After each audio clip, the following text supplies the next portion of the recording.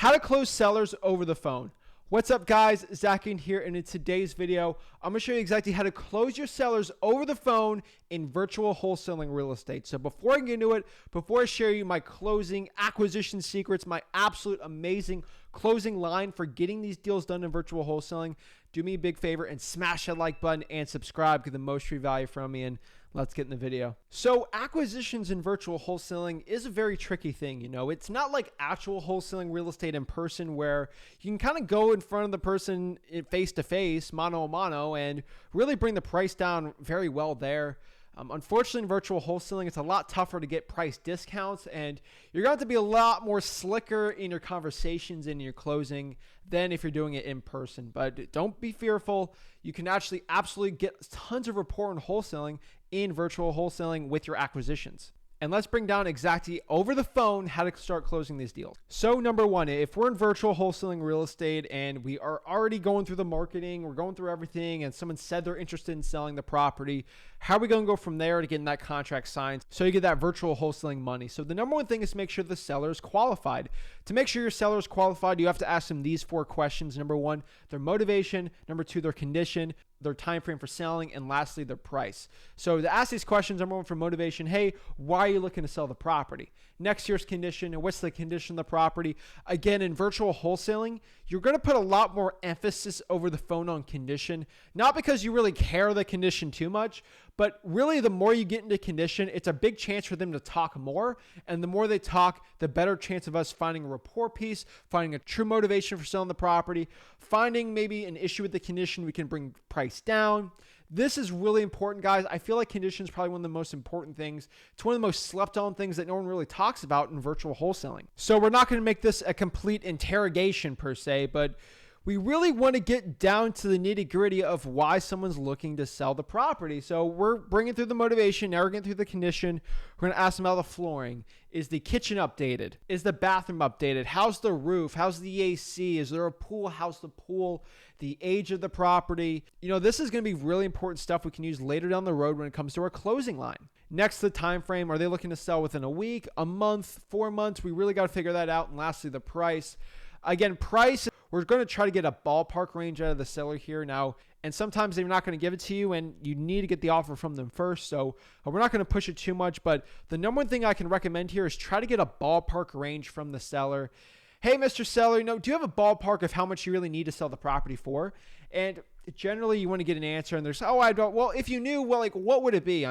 Obviously, you're not looking to sell the property for $1,000. I'd buy this thing for $1,000 if you want. That'd be a great deal for me. You can really get some jokes in there, start adding some rapport in that, but it's definitely a pretty good and tried and true tactic, get that price out of them and get that ballpark range. Now, once you get that ballpark range, we know that's their ballpark. Now we know we need to get that price even lower. Now, one of the most important parts here is we have 2 choices. We can get off the phone. We can set up a virtual real estate wholesaling appointment.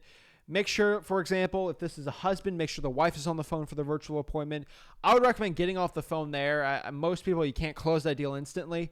And what you're going to do is call back. You're going to do some more research around the property and really look up the property appraiser, get some statistics, get the square footage, really know the permits. Make sure you go in the permits, maybe silly questions and an excuse to call them again. And then once you call them again to set the virtual appointment, the only way to know if it's really going to be in a virtual appointment or not is to know if you shoot your shot, you shoot your offer, that's going to get a yes or a no. And how you do that, you got to set the stage. So setting the stage is absolutely crucial for knowing to get that virtually wholesaling deal. That's how you know. That's how you destroy your competition. That's how you beat other virtual wholesalers out there, and people are actually physically wholesaling in that market. So setting the stage is basically going out there and asking the seller, hey, when we're having our conversation here, is this a time where we can sit down, get sort of an agreement together and get a ballpark range so we can go out there and get something done? If we continue the conversation now, I can have a conversation next week, tomorrow, but let me know what day is good enough for you, or it could be even now, that you're ready to make a decision on selling the property for a yes or a no. I don't want to waste your time. I don't want to waste my time. This is what I asked for you, Mr. Seller. Can you make a decision now, or is there a certain time that you're ready to make a decision on selling the property, yes or no? And once they give you a decision, hey, I'm a little busy right now. Is it okay if I sit down with my wife on Thursday and we can do that? Sure. Or sometimes if they're the only person on the deal and they're like, well, I can make a decision right now, then you get into it. So next, you're going to ask more about the condition. You're going to try to build some rapport. A big part of building rapport is like, hey, why are you looking to sell the property? Or outside of price, Mr. Seller, why would he even be considering selling the property? I mean, the weather's so nice at this time of year in whatever city. And that's a pretty good rapport build. Try to build as much rapport as you can without sounding creepy. Remember the Ford model, FORD, family. Talk about the family. Occupation, where they do for a living. R, recreation, and D, dreams. Recreation's pretty easy. You know, let's say in Florida, hey, you like fishing? There's not a lot of fishing in North Dakota. I mean, what kind of hobbies are you looking to do there? You know, some little bit of rapport pieces. Make sure it sounds legitimate and genuine and not fake. Next, we're going to keep talking, get down to the true motivation. If we know the true motivation is the property is a piece of junk and they're looking to move to like California, then boom, we found the true motivations. Next up, we got the ballpark range in. We're ready to hit them with our closing line. Now, there's multiple ways to really close this, and the way I say closing is to give the offer and make sure they accept that offer. So again, you don't want to lowball them too much for virtual wholesaling, but you want to give enough of an offer where you can make 10, 15, 20, sometimes 30, even $40,000 on the deal. So the really big closing line that I like recommending for virtual wholesaling is, hey, Mr. Seller, you know, after looking at everything, I mean, the property looks nice, you know, after everything, but unfortunately, the property's not as updated as I like. And, you know, me and my partner, you know, we'll probably have to put some work in the house. I know you're looking to sell for $100,000 on this house, and, you know, you're generally right. You know, Zillow is around $130,000 on it, but unfortunately, Zillow had it as if it was a brand new house, you know, and this seems a lot of work. I mean, the flooring's going to cost me this, the roofing's going to cost me this, X, Y, and Z. You know, Mr. Seller, I know you said 100, but it's probably not going to work for me.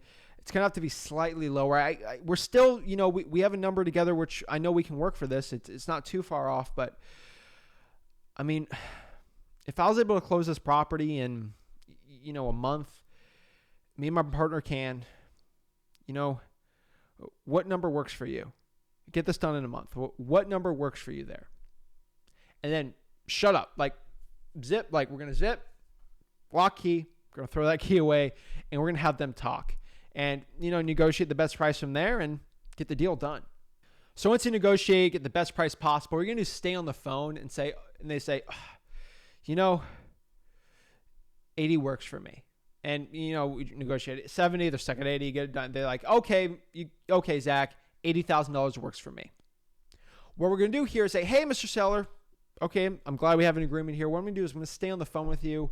What's your email address? Get the email address. Are you behind a computer, tablet, phone? And they're going to say yes. Well, what I'm going to do is email you over the agreement. You said you're ready to make a decision. So let me email you over, stay on the phone here, and we'll get that done. So we get the title work going. We can put our earnest money down and get the property going so you can close within their time frame for selling.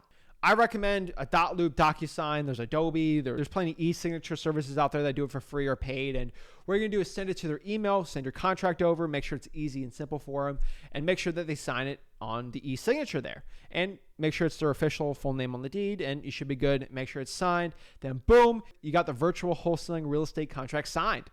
And then boom, you close the deal. So let me give you some tips in virtual wholesaling when it comes to closing deals.